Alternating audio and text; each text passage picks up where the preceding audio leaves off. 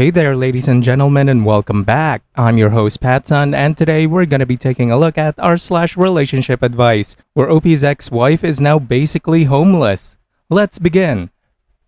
I caught my girlfriend on dating sites. Posted by Reddit user Resort No.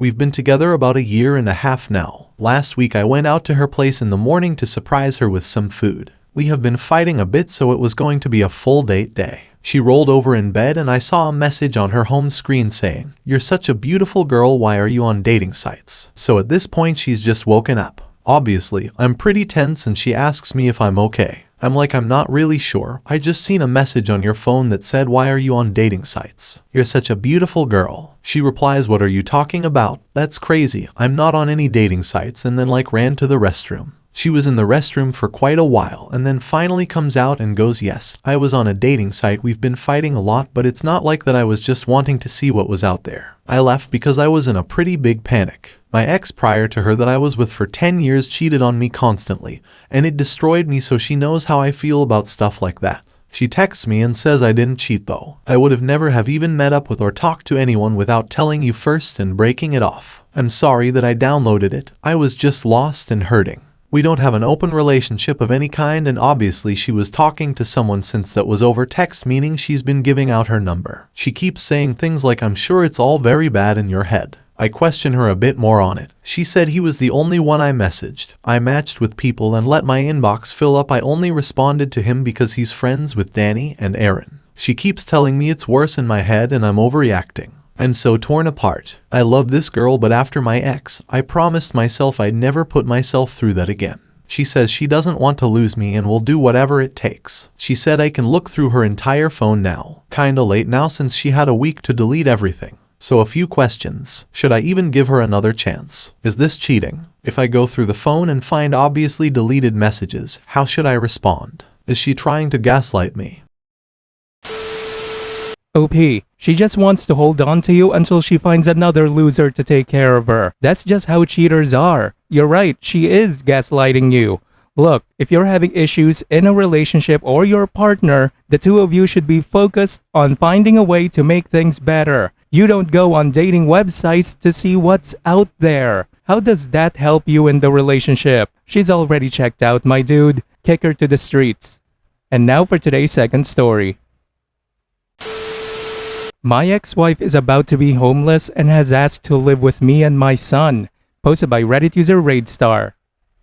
Well, buckle up friends, because my life's fever dream is about to get weird. I will be as brief as possible, but I am still trying to figure out what to do here, which is why I am posting. Also, to preface, I am leaning towards no, but I wanted to see if I was missing anything. And this is wild. A brief backstory. 3 years ago during COVID, my ex-wife Petunia cheated on me. We have one young son and have been married for 7 years. I tried to work things out, but her mom convinced her she cheated because she was unhappy with me. It was a very high conflict divorce, and at first, I made a few bad decisions. Trust, letting her have access to our joint bank account. I had a ton of false police allegations against me and CPS calls, so I put everything up to a camera. I walked with a body cam outdoors. I was utterly self-monitored to avoid allegations. A week after I put up the cameras, I caught her and her family breaking into my house. Legally speaking, she did not get arrested because we were still married, but it does look bad in court. However, I took my lawyer's advice in the custody my state gives fathers. Fortunately for me, she fell in love with someone in a European country and handed away most of the rights to my son.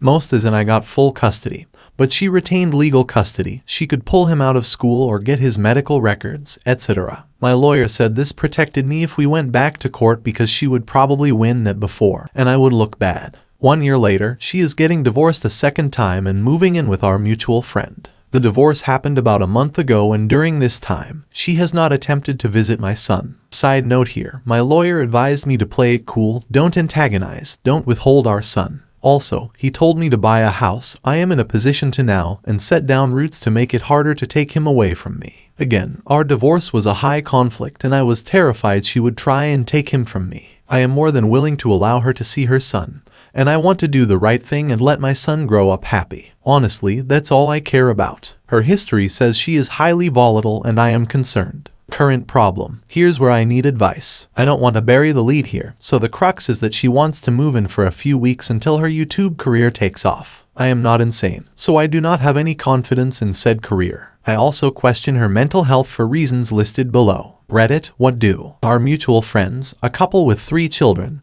grew tired of Petunia and for a good reason. They assumed she would do the usual thing, get a job and get back up on her feet. They also work very hard and sometimes struggle to get by, so working 10 hours a day to come home to someone doing absolutely nothing is very discouraging. They gave her a deadline to get out or they would involve legal matters. That deadline is in a few days, so Petunia has decided to call me and ask if she could live with me for a few weeks. Petunia joined some new age religion. There is a lot of details to share here, but I want to leave the tangent manageable. Instead, I will link you over to the Aetherius Society. She denies it by name, but line by line that's what she believes in. I am religious, so I am careful not to make fun of other religions. It would not be sincere of me to do so. But it started with a tarot reading, which led to going on to TikTok, and she believes that she is a starseed and an ancient alien who came to spread light to the world. It seems like a mix of paganism, Buddhism, and other spiritual things mashed into one. I am trying not to rant about reincarnations and talking with aliens here, so I've deleted many paragraphs of the issues I take with it.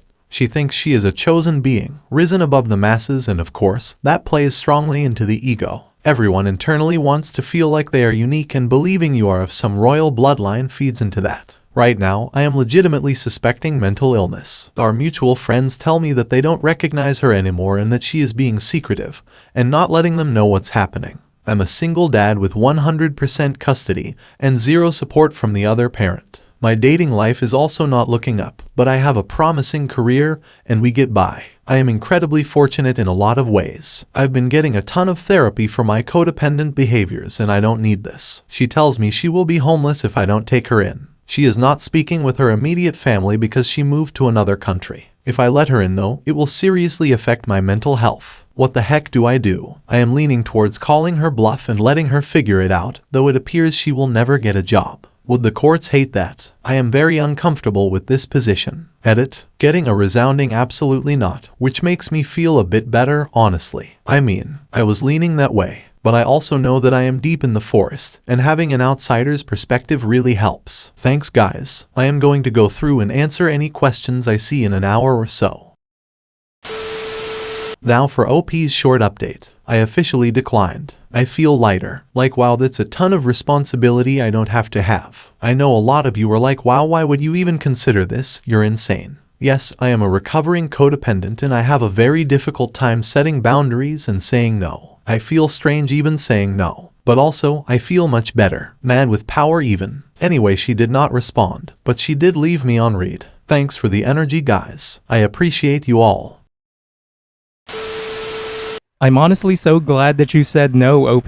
I mean, she has already filed false police reports against you. She has called child services on you. She has broken into your house. And you said that she has gotten even crazier since then? Absolutely fucking no! Of course you can't let her live with you. She will not just harm you, but more importantly, she will harm your son. Her presence in his life would be absolute madness. Don't let her anywhere near your son without supervision. You've done well for now, OP, but next time, don't stick your dick in crazy.